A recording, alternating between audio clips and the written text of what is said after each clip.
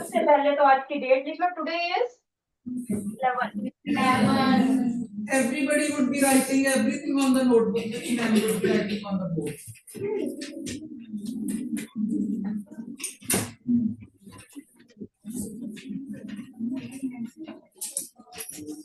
अब बेटा सबसे पहले कि हुआ एक्चुअल में क्या था जो हम पढ़ रहे हैं, क्या modern theory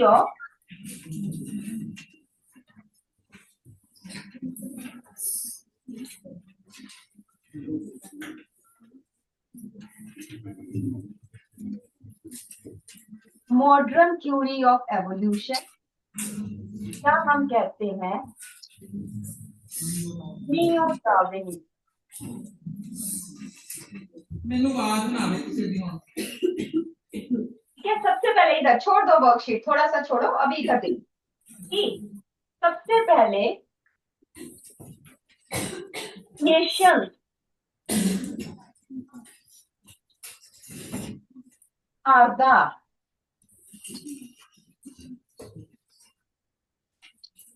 main cause of evolution. Evolution means change with time, change in the population with time, that is evolution. So variations are the main cause. Variations कौन सी कैसे हुई variations? Cause of variation क्या है? Cause variations in population.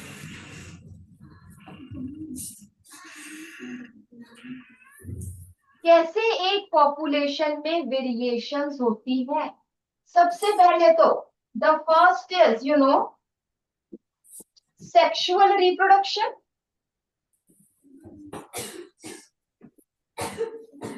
बेटा sexual reproduction में कोई नया character नहीं आता, बट रिकॉम्बिनेशन होते हैं, राइट? छोड़ दो, पेन नीचे रख दो, पेन नीचे। When I am talking only years, eyes and brain should work, है ना?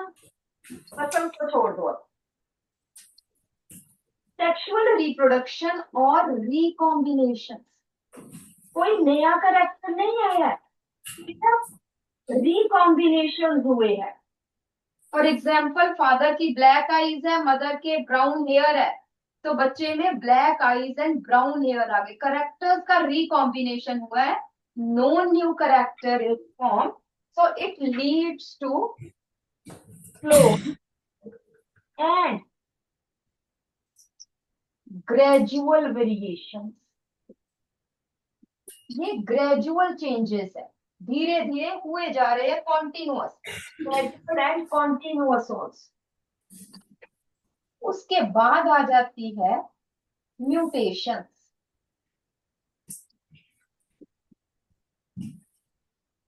म्यूटेशंस हमने किया था, that is chromosomal mutation, gene mutations, right?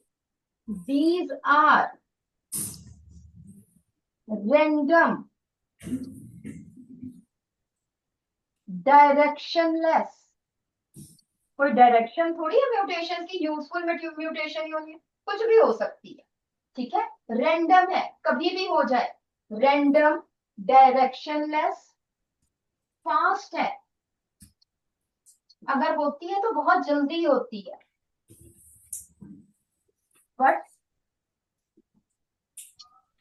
Discontinuous.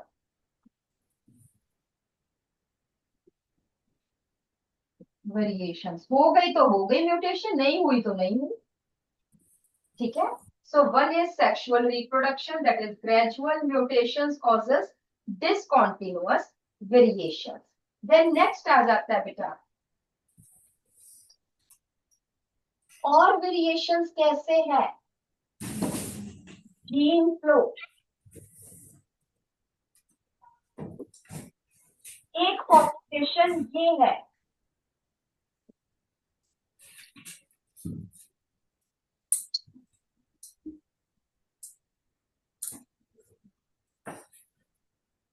ठीक है जी, और दूसरी पॉपुलेशन ये है,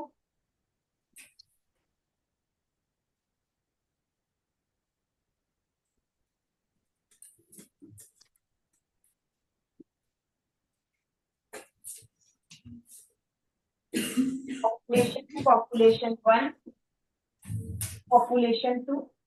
अब यहां से कुछ ऑर्गेनिजम्स, थोड़े से ऑर्गेनिजम्स उठ के पॉपुलेशन में चले गए, but population and 1 and 2 should be interbreeding. ठीक है, चाहे बहुत डिफरेंट पॉपुलेशन है but they should be interbreeding, mean same species की होनी चाहिए। यहाँ पे ह्यूमंस है, यहाँ पे भी ह्यूमंस होने चाहिए, बट यहाँ पे ह्यूमंस के करेक्टर्स बहुत है। फॉर एग्जाम्पल इंडियन के ब्राउन, इंडियन जो है ब्राउन जो है उठ के कहीं चले गए जहाँ पे बिल्कुल ब्लैक्स है, बहुत लंबे चौड़े 7-7 फीट के है, ब्लैक है, उनके फीचर्स बहुत डिफरेंट है। ठीक है, तो यहाँ चले गए, तो है ह्यूमंस, ये इंटरब्रीड कर सकते हैं। ठीक, तो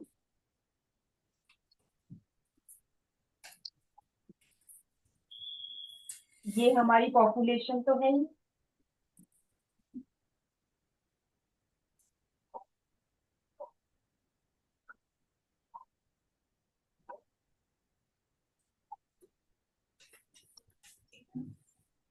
इसमें उठ के ये वाले चले गए,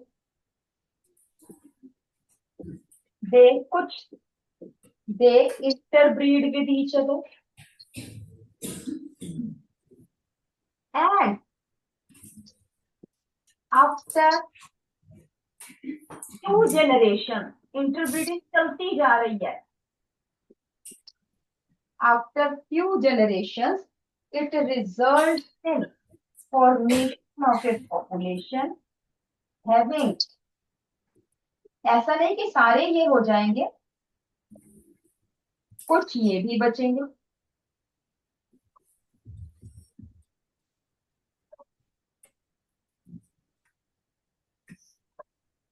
और कुछ ये भी। देख रहे हो कि अब ये जो फाइनल पॉपुलेशन है it is different from the two, ना ये की तरह ना ये की तरह, कुछ अलग से हो गए, है ना, कुछ इन्हीं की तरह same. So this is new population, this is genetic flow, new population different from both P1 and P2। ठीक है, पहले मेरी समझ लो फिर लिखना, मैं बता दूं। So this is gene flow. Then next आ जाता है genetic drift बेटा,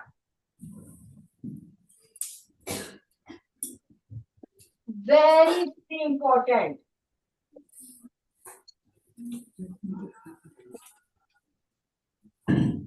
जेनेटिक ड्रिफ्ट हम किसको क्या देते हैं? That is drastic change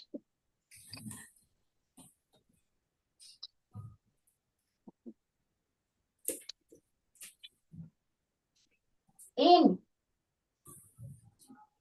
gene frequencies of a population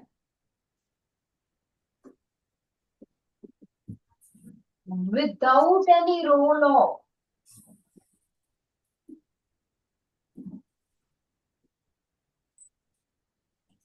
natural selection। यहाँ पे कोई नेचुरल सिलेक्शन नहीं है। फॉर एग्जाम्पल जेनेटिक ड्रिफ्ट क्या है, इधर देखिए, ये बहुत एक बड़ी सी पॉपुलेशन थी, ये पॉपुलेशन बहुत बड़ी पॉपुलेशन, इसमें से थोड़ी सी पॉपुलेशन उठ के कहाँ चलेगी?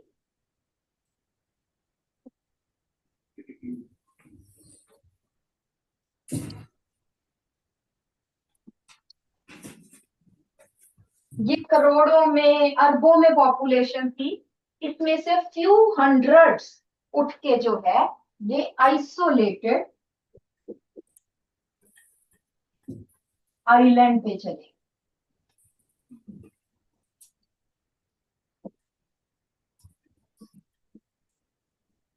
which has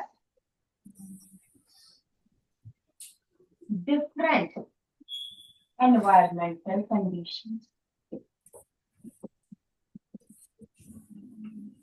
फॉर एग्जाम्पल यहाँ पे ह्यूमन की पॉपुलेशन में, तो यहाँ पे देखो, यहाँ पे कौन सा ब्लड ग्रुप था, यहाँ पे for example A blood group भी था, बी भी था, ए बी भी था, आई भी। बट यहाँ पे फॉर एग्जाम्पल बाई चांस जो है यहाँ पे क्या हुआ है कि या तो ए ब्लड ग्रुप आया है ये वाला, या हम थोड़ा सा जैसे आप करते हो आई आया या स्मॉल आई है, क्योंकि कुछ ही आए थे बाई चांस, सिर्फ यही दो ब्लड ग्रुप्स वाले ऑर्गेनिजम्स हैं। तो अब जब ये आपस में इधर जब ये आपस में इंटरफीड करेंगे, यहाँ पे जो ओ ब्लड ग्रुप वाले थे वो थोड़े थे, मतलब ए वाले भी बहुत थे, बी वाले भी थे, ए बी वाले भी थे, ओ भी थे, तो पॉपुलेशन यहाँ पे ओ वाली कम थी। बट यहाँ पे आप देखो ना कि क्या होगा, इसके जब आई और आई, तो यहाँ पे जब इंटरप्रेट करेंगे फिर ए एंड आई, तो बहुत सारे 50-50 तकरीबन हो जाएंगे। यहाँ पे जो रिसेसिव एलील थी उसके बहुत ज्यादा ऑर्गेनिजम्स आ जाए। Is it okay? यहाँ पे फॉर एग्जाम्पल यहाँ पे करेक्टर जो था पहले ए मैक्सिमम था, फिर ए था, और ए तो बहुत फ्यू थे। ठीक है, क्योंकि यहाँ पे तीनों जीनोटाइप मिल रहे थे इसलिए ये वाले बहुत फ्यू थे। बट समहाउ यहाँ पे कौन सा चला गया, ए वाले इंडिविजुअल्स चले गए। तो जब ए वालों ने आपस में इंटरब्रीडिंग की तो हमारे पास ए भी आया, ए भी आया, और साथ में ये भी आया। ठीक है, और हम ऐसा भी कह सकते हैं कि यहाँ पे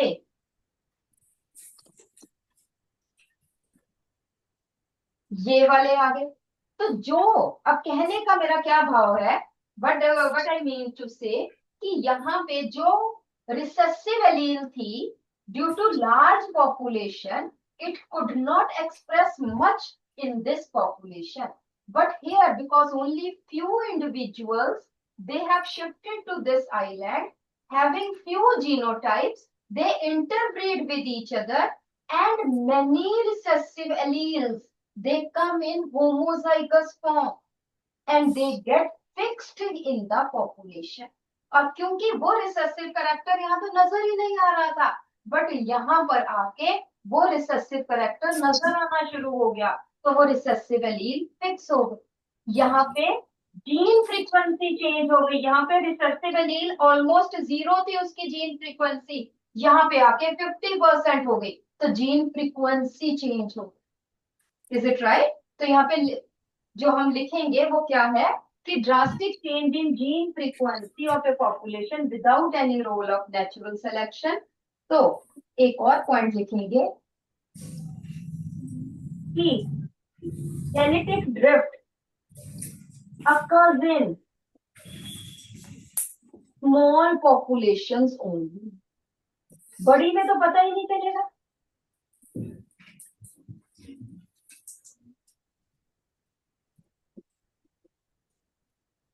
एक स्टूडेंट है जो एवरेज है, उसको कोई जान नहीं रहा है ना, या तो टीचर ध्यान दे रही है बहुत इंटेलिजेंट वाले बच्चों, एक एवरेज या एक बिलो एवरेज सा है, ठीक है ना, बाई चांस आइसोलेटेड कहीं जो है एक अलग स्कूल में चले गए जहां पे मैक्सिमम बच्चे क्या थे, वो एवरेज एंड बिलो एवरेज वाले। तो अब क्या हुआ, जब उन्होंने आपस में इंटरेक्शन करनी शुरू हुई तो जो एवरेज बच्चे में जो निखार आया, ठीक है, तो वो एक नया स्टूडेंट ही बन गया, क्योंकि वो एक अलग क्लास में गया, एक आइसोलेटेड एनवायरनमेंट में गया, टीचर ने उसके ऊपर ध्यान दिया, और वो जब आप देखेंगे अच्छा हम तो इसको पूछते भी नहीं थे, ये तो बिल्कुल ही इसको तो आता ही कुछ नहीं था, and now the student has evolved into a new human, right? This was example of my daughter. My daughter was quite an average child up to 8th class. बिल्कुल ही एवरेज, जो मतलब ठीक है सरीना होगी क्लास में, है ना, it's but somehow she our one of our maths teacher, है ना, तो वो 8th में जब थी तो उसको कहा भी चल तू मेरे पास पढ़ लिया कर, मैं फ्री होती हूँ इस टाइम, तो इस टाइम मेरे पास आ जाएगा। उसने कुछ नहीं किया, उसने कहा आर डी शर्मा खोल और इसके क्वेश्चंस करने शुरू कर, है ना, जहां प्रॉब्लम आएगी मुझसे पूछ लेना। उसने बैठ के somehow उसको इंटरेस्ट आ गया, आई डोंट नो, उसको इंटरेस्ट है, and in class 9 in first semester she got 89 marks out of 9। और फिर तो सब बच्चों का अच्छा सरीना के इतने नंबर, एंड देन उसमें एक कॉन्फिडेंस बिल्ड हुआ, है ना, जब उसके मैथ में 89 आउट ऑफ 90 मार्क्स आए, उसमें एक कॉन्फिडेंस बिल्ड हुआ, ठीक है, एंड देन शी एक्सेल, ठीक है, स्टडीज में उसने एक्सेल किया, उसने पढ़ना शुरू किया, ठीक है। तो ये एक जेनेटिक ड्रिफ्ट की थी, तो उसकी क्लास छोटी थी, बट एक मैं कॉन्फिडेंस की बात कह रही हूँ। ऐसे ही एक रिसेसिव जीनोटाइप है जो यहाँ पे था, बट वो ज्यादा नहीं था, थोड़े से इंडिविजुअल थे जो पता ही नहीं चल रहे थे, इतनी बड़ी पॉपुलेशन, बट यहाँ पे आके छोटी पॉपुलेशन थी, तो उसमें इंडिविजुअल्स ने जब आपस में इंटरब्रीड किया, तो कुछ रिसेसिव जीन्स क्या हो गई, होमोजाइगस फॉर्म्स में आ गई, they start expressing there character, और पॉपुलेशन में वो रिसेसिव जीन का जो करेक्टर है वो हमें दिखने लग पड़ा। तो अब ये वाली जो नई पॉपुलेशन बनी वो पुराने से बिल्कुल डिफरेंट। Is it okay? ठीक है, मतलब फॉर एग्जाम्पल यहाँ पे पहले बहुत बड़े बड़े हाइट वाले, अच्छे हाइट वाले लोग थे, छोटे थोड़े से थे, वो ज्यादा नजर नहीं आते, बट समहाउ जब यहाँ पे गए तो वो इंटरब्रीडिंग ऐसे हुई कि मैक्सिमम लोगों की हाइट जो थी वो एवरेज या छोटी हाइट थी। नाउ दिस पॉपुलेशन, ऐसे लगता ही नहीं था कि ये पॉपुलेशन इनकी है, ये इनकी एंसेस्टर्स है, हम कहते नहीं ऐसा हो ही नहीं सकता, ये तो एवरेज हाइट के, ये कितने लंबे चौड़े मस्कुलर थे, ठीक है। तो नेचुरल सिलेक्शन नहीं है, this is genetic drift, occurs in small population only, and due to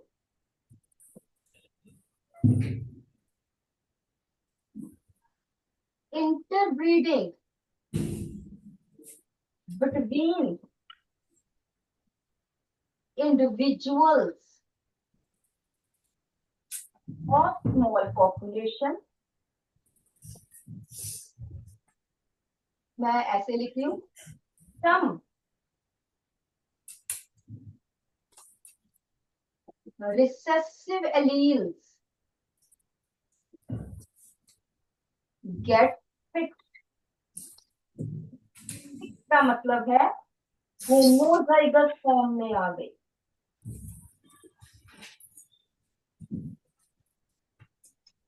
and started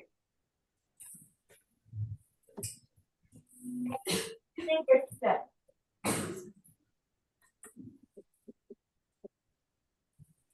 जिसकी वजह से क्या हुआ, चेंज इन जीन फ्रीक्वेंसी, और जब जीन फ्रीक्वेंसी चेंज हुई, it results in formation of new population. This is also called as founder effect.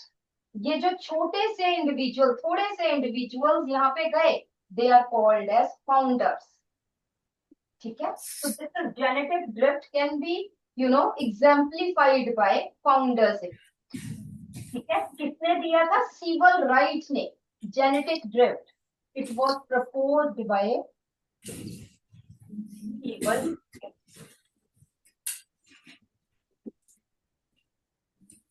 ठीक है जी। तो this is genetic drift. Then next तो ये हुआ, मेरी बात सुनो, these are the causes of the variation, variation तो हो गई, उसके बाद क्या, नेक्स्ट स्टेप आ जाता है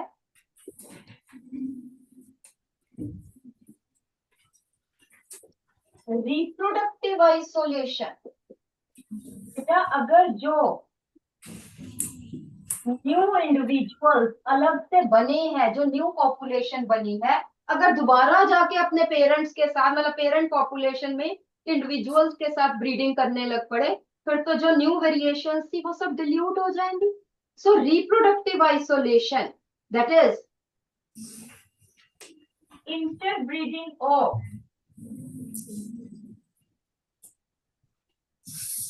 interbreeding of new population with parent population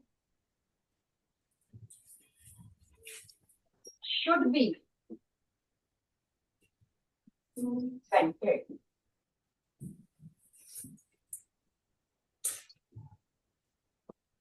ठीक है, रिप्रोडक्टिव वो जियोग्राफिकल बैरियर्स के कारण है, या कुछ मैकेनिकल बैरियर्स के कारण है, या बिहेवियरल बैरियर्स के कारण, किसी कारण में कुछ बैरियर्स के कारण जो है रिप्रोडक्टिव आइसोलेशन हुई है। देन आ जाता है बेटा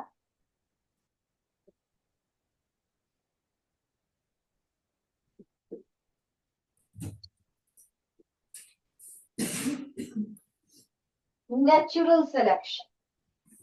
ठीक है, नेचुरल सिलेक्शन है क्या चीज है? नेचुरल सिलेक्शन इज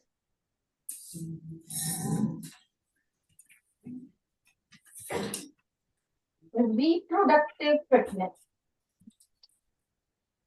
ऐसा नहीं कि नेचर ने कहा अच्छा तू हेल्दी है, तू जी जा, तू मर जा, ऐसे नहीं होता है। ठीक है, so it is a gradual process, ऐसे दिनों दिनों में नहीं होता है। एनवायरमेंट चेंज हुआ, जो अच्छे वाले इंडिविजुअल थे वो एक दिन में रह गए, और जो वीकर वाले थे वो एक दिन में मर गए, ऐसा नहीं है ना। रिप्रोडक्टिव फिटनेस और differential reproduction.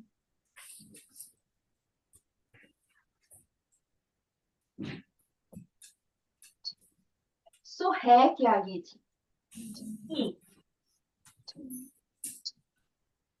There are variations in the population. Population में तो वेरिएशंस है ही। No two individuals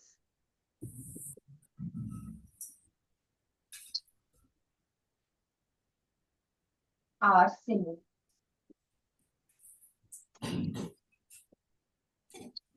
ठीक है, वेरिएशंस कैसे? Variations is a gradual process. Variations जो है they can be useful variations, they can be harmful variations, और they can be neutral variations। कोई चेंज नहीं है।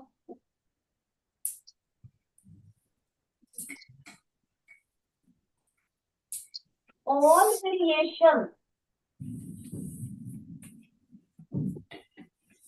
हम कौन सी बात करेंगे? जेनेटिक पर। All genetic variations are heritable.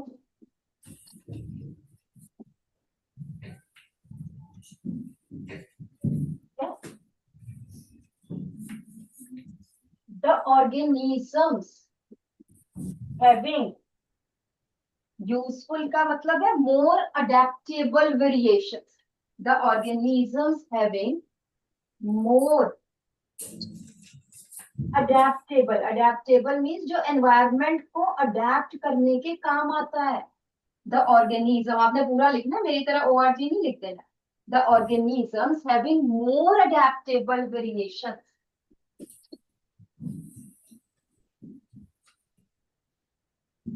reproduce to form more number of healthy offspring। Rate of reproduction की हम बात नहीं कर रहे हैं।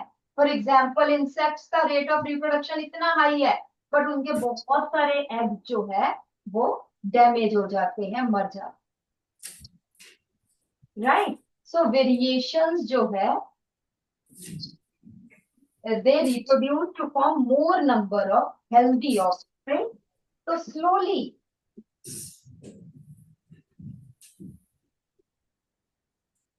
their population increases।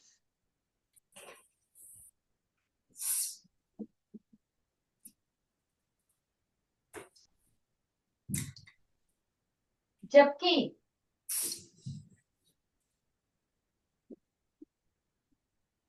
organisms with harmful variations or the variations which do not help in their adaptation.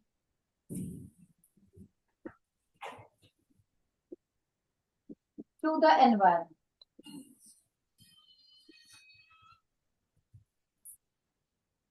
Environment को adapt करने में जो हेल्प नहीं करती, जिनके पास हार्मफुल वेरिएशंस है, दे लीव, चाहे बनाते तो बहुत होंगे, बच्चे बहुत हुए, but they leave few number of weak offspring.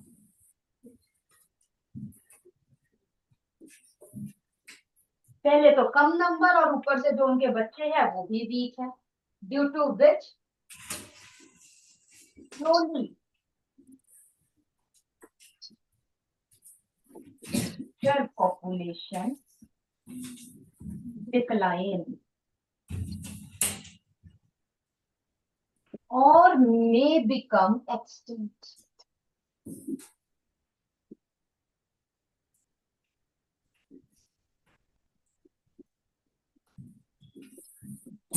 धीरे धीरे उनकी पॉपुलेशन कम हो जाएगी और हो सकता है, जरूरी नहीं, बट हो सकता है उनकी population extinct.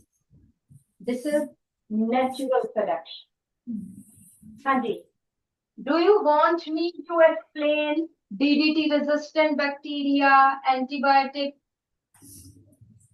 DDT resistant mosquitoes, antibiotic resistant bacteria, melanic moth? Sir से उसको मत देखो, तुम बताओ, सर ने तो करवाया ही होगा, करवा दे एक बार. ठीक. तो दिस इज नेचुरल सिलेक्शन. पहले हम थोड़ा सा देख लें कि क्या है. कि अब वे बैक इन अबाउट 1700 है ना, कि देयर वाज, इंसान ने क्या बनाया, DDT बना. उसने कहा ले भाई अब तो मेरे पास DDT आ गई, I will kill harmful insect. मैंने मॉस्किटोज तो रहने ही नहीं देने, मॉस्किटोज इतने डिजीज फैलाता है, राइट? तो human being they spread DDT, due to which many of the mosquitoes they died. Mosquito मर गए. हम खुश हो गए कि ले भी मॉस्किटोज तो मर गए, अब तो हमें कोई डिजीज नहीं होगा, कुछ नहीं होगा, चलो बचे. बट कुछ सालों बाद उन्होंने क्या देखा, मॉस्किटो की एक बहुत बड़ी पॉपुलेशन फिर से अराइज हो गई. उन्होंने कहा ले क्या बात है, हम दोबारा से DDT का छिड़काव कर देंगे, अब तो हमारे पास DDT है, फिर मर जाएंगे. But this time they observe that mosquitoes they did not die due to DDT, means they have developed natural, that is resistance against DDT. तो अब क्वेश्चन ये अराइज होता है कि क्या DDT के स्प्रे से रेजिस्टेंस अराइज हुई या DDT रेजिस्टेंट मॉस्किटो पहले से ही थे? तो ये हुआ कि जो ओरिजिनल पॉपुलेशन, जब उन्होंने DDT को इन्वेंट किया था, तो उस टाइम दोनों मॉस्किटोज थे, DDT सेंसिटिव भी, DDT रेजिस्टेंट, बट वो आपस में इंटरब्रीड कर रहे थे. जो ओरिजिनल पॉपुलेशन क्या है, DDT सेंसिटिव की, तो इससे म्यूटेटेड वाले थोड़े से ही थे, ठीक है. बट क्योंकि एनवायरनमेंट सेम ही था, DDT फ्री एनवायरनमेंट था, तो हम दोनों को डिस्टिंक्ट नहीं कर सकते. जब हमने DDT स्प्रे किया कि much of the population was DDT sensitive, तो इसलिए वो बहुत सारे मर गए, हमें लगा सब कुछ मर गया. बट क्या पॉपुलेशन में पहले से ही DDT रेजिस्टेंट थे? नेचर देखो, मतलब आई समटाइम फील कि नेचर को पता था कि इंसान ने DDT बनानी है, इंसान ने पेस्टिसाइड्स बनाने हैं, कि उसने पहले से ही एक म्यूटेशन तो और भी होगी, DDT रेजिस्टेंस के लिए ही क्यों म्यूटेशन हुई? But nature played a large role, है ना. इन चीजों को देख के जो ये कहते हैं, थिस्ट हो जाते हैं कि हम नेचर को नहीं मानते, सब कुछ साइंटिफिक है ये, but there is something in the nature, है ना, इट इज वेरी स्ट्रॉन्ग. हम कीड़े मकोड़े से है नेचर के लिए, जब पकड़ेगी हमें ऐसे खींच लेगी, जब चाहेगी तो हमें एक्सेल। तो नेचर है ना, डीडीटी रेजिस्टेंस की जीन मॉस्किटोज में बहुत पहले से आ गई थी, पता नहीं था हमें। बट जब एनवायरमेंट मॉस्किटोज के लिए एनवायरमेंट चेंज हुआ, जब हमने डीडीटी का स्प्रे किया, तो डीडीटी रेजिस्टेंट बैक्टीरिया जो थे उनकी पॉपुलेशन बढ़ने लगी, क्योंकि now they are adapted to the new environment. कुछ डीडीटी रेजिस्टेंस वाले भी बचे होंगे, बट उनकी पॉपुलेशन तो बहुत थोड़ी सी रहेगी। उन्होंने जब बहुत सारे डीडीटी रेजिस्टेंस के साथ इंटरब्रीड किया, तो डीडीटी रेजिस्टेंट वाली जो जीन थी उसकी फ्रीक्वेंसी बढ़नी शुरू हो गई। अब जो ऐसा नहीं कि डीडीटी से मच्छर मरते नहीं है, मरते हैं, बट कौन सी पॉपुलेशन ज्यादा है? अब डीडीटी रेजिस्टेंस वाली की पॉपुलेशन ज्यादा है, पहले डीडीटी सेंसिटिव वाले की पॉपुलेशन ज्यादा थी। क्या हो गया? Change in the gene frequency. क्या हुआ? क्या डीडीटी से म्यूटेशन आई? नहीं, म्यूटेशन तो पहले से ही थी। डीडीटी ने क्या किया? Change in environment, only DDT selected the adapted the DDT resistant bacteria. Is it okay? लिखवाऊं कि लिख लोगे? ठीक है, ठीक है। So this is so change in environment. Remember that change in environment does not produce mutation. लिख लो ये point. Change in environment does not cause mutation. Change in environment does not cause mutation. But it causes, but change in environment causes natural selection of pre-adaptive mutation. Natural selection of pre-adaptive mutation, जो पहले से ही population में थी, उसने सिर्फ select किया कि भी अब तू आ जा भाई, है ना।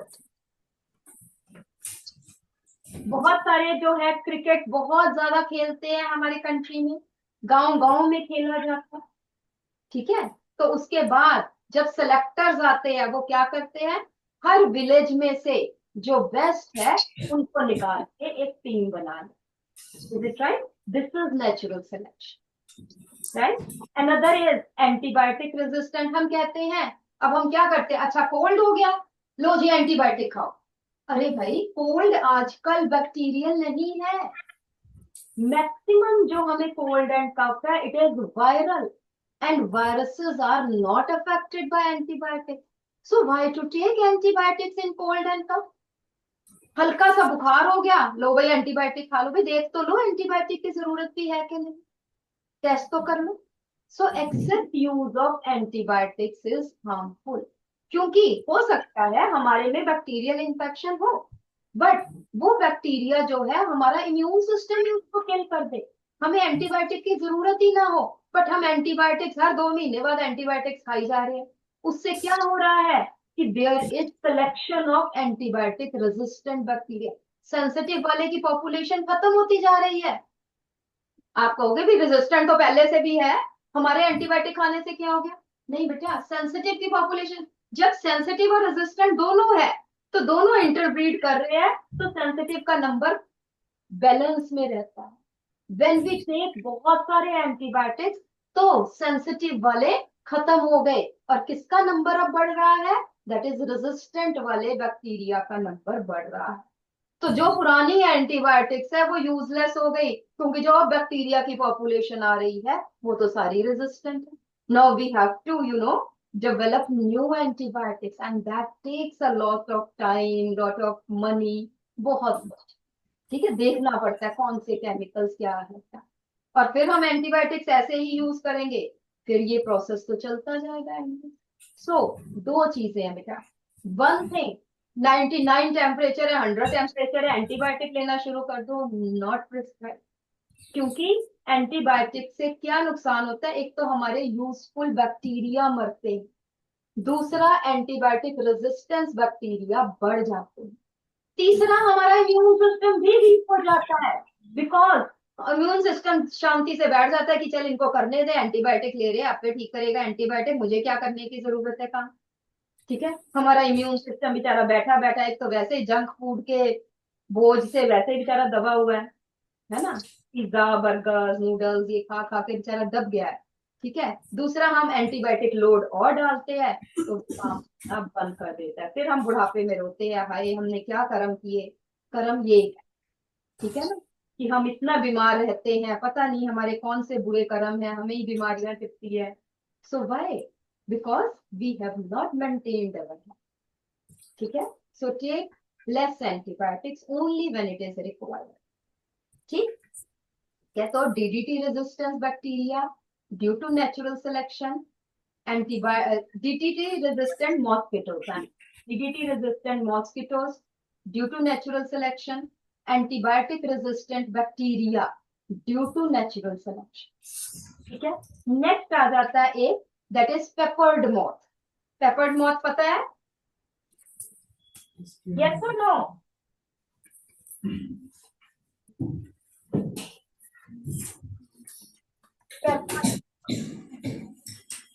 शायद आपको होगा मैकेनिक मॉथ, और इसका क्या नाम है scientific, Winston बेटुलेरिया।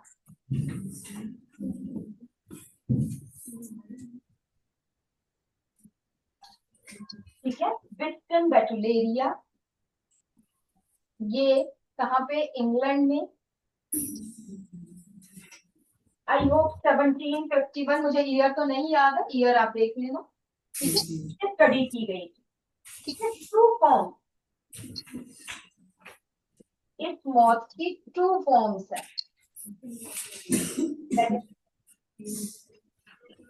Dark coloured moth and light colored moth, both exist in population। यहाँ पर लिखा है कि both forms exist in population at same time, but only one form is naturally selected at one time। दोनों होती है but एक की पॉपुलेशन ज्यादा होती है पर्टिकुलर टाइम। कैसे, अब हम ये देख लो जरा।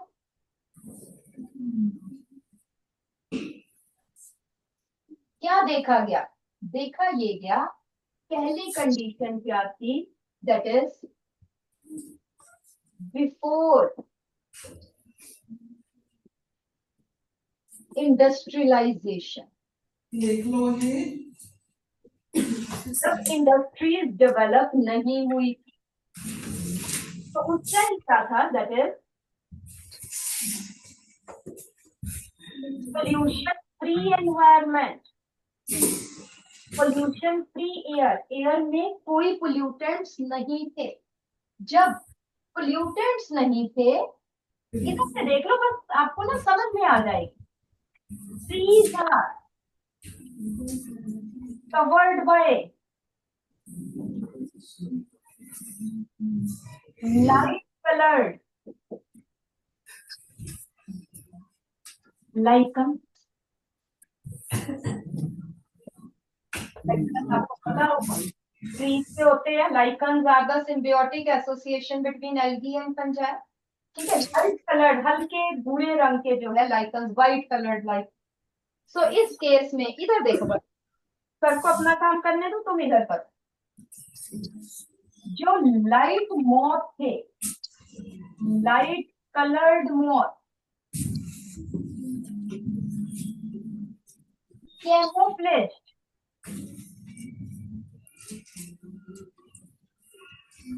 विद लाइकन, दे कैमोफ्लेज, उसकी सराउंडिंग से वो ब्लेंड कर गए। कैमोफ्लेज आपको पता है, ब्लेंडिंग। तो therefore not detected by birds, detected by predators. तो बिफोर इंडस्ट्रियलाइजेशन कौन से मॉथ की पॉपुलेशन ज्यादा थी? लाइट कलर्ड मॉथ, ठीक है। आफ्टर इंडस्ट्रियलाइजेशन जब स्मोक आ गया, एयर पोल्यूट हो गई, तो लाइकन्स मर गए, और जब लाइकन्स मर गए तो dark coloured bark get expose, ठीक है। जो ट्रीज की जो डार्क बार्क थी वो एक्सपोज हो गई, उस पे जब लाइट कलर का मॉथ बैठता था तो बर्ड्स आके उसको खा जाते थे। But dark colour moth camouflage, तो जब पोल्यूशन आ गई आफ्टर इंडस्ट्रियलाइजेशन तो कौन से मॉथ बढ़ गए? Dark coloured moth increase. Is it okay? इसके बाद मैंने नेक्स्ट टाइम, क्योंकि यहाँ पे इन क्वेश्चंस में प्रॉब्लम आ जाती है, ट्रांजिएंट पॉलीमॉर्फिज्म, उसके बाद types of natural selection, stabilising, directional, disruptive, वो हम करेंगे नेक्स्ट टाइम। वर्कशीट करके आओ, और आज का लेक्चर रिकॉर्डेड है, शाम तक के एजुकॉन ई लर्निंग, अगर आपने उसको विजिट करना हो, के एजुकॉन ई लर्निंग का हमारा वीडियो चैनल है, यूट्यूब है, तो जाके आप अपनी क्लास का लेक्चर देख सकते।